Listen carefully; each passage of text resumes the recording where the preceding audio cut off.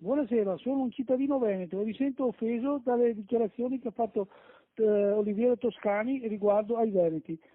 Vorrei sinceramente fare una association per fare una denuncia per diffamazione a noi veneti. Grazie.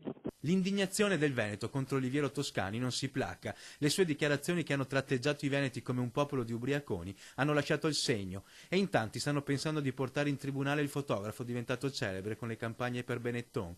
A Padova 5 padovani hanno querelato Toscani chiedendo 5.000 euro per danni morali per ingiuria e diffamazione. Toscani non fa un passo indietro, non chiede scusa ai veneti come gli ha subito chiesto il governatore Luca Zaia, e Toscani annuncia addirittura un libro sulla vicenda.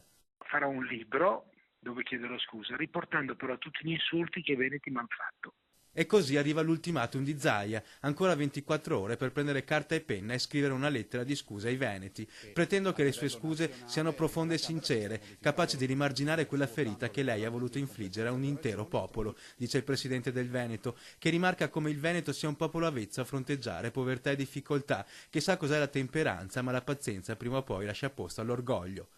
E il tempo adesso è quasi scaduto. Se entro domattina non arriveranno le scuse di Toscani ai veneti, Zaia trasmetterà all'Avvocatura regionale tutti gli articoli sulla vicenda affinché poi vengano trasmessi alla magistratura. Come dire che la vicenda non è destinata a concludersi a tarallucci e vino.